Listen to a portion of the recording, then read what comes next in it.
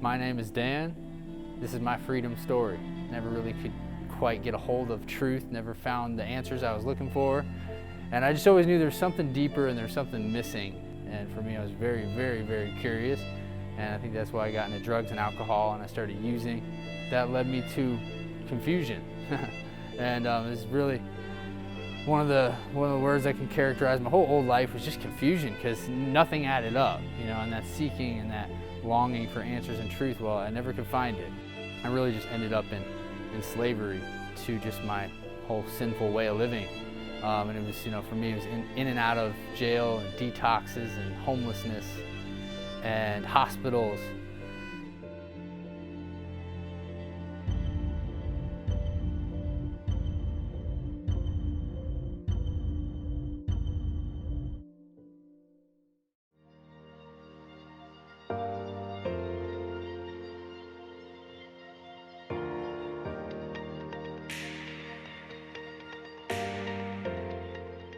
I sort of just ended up at the Avenue Church, and I ended up in this halfway house that was connected to the Avenue Church, and it was amazing.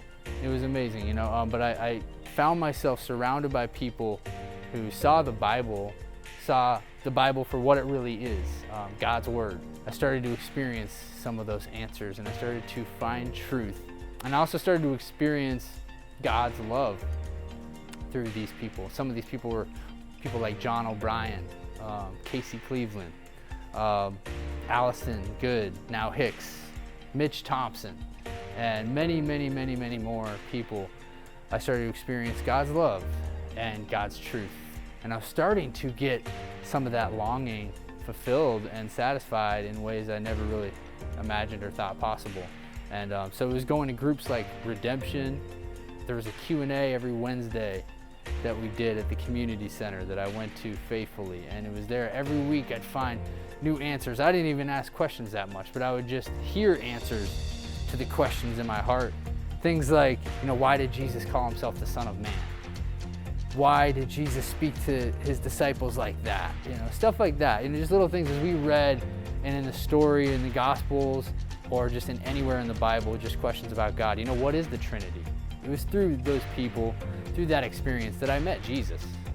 I think there's a lot of longing I still have now for God's future promises, but it's this excitement that in God's Word and through the experience of His people and our community, I've been able to find answers, find truth, and find satisfaction in knowing that I have a relationship with God Himself. And it was being a part of a community where I had God's truth was there, through God's Word, and God's Spirit was there, and God's people were there, and God's love was there through that community. And so I just knew that something was happening. There was a reforming happening. There was I was being taught and shown a new truth, a new light. My eyes were opening. I saw that. And so as I continued, that just continued to grow. Little by little, that hopelessness slowly turned into hope.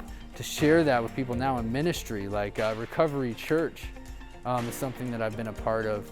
We're really just getting started, but Recovery Church is basically a platform and a place, and it's a church, but it's mainly focused on people who are drug addicts and alcoholics who are struggling and, or just drug addicts and alcoholics who need recovery.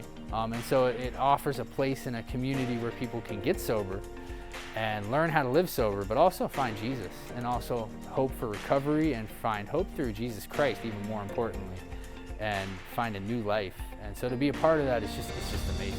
And so I constantly need to rely on God, rely on His grace, on His forgiveness, on His guidance, His protection, His care, His healing. He's my refuge, He's my strength, He's what I look to for everything.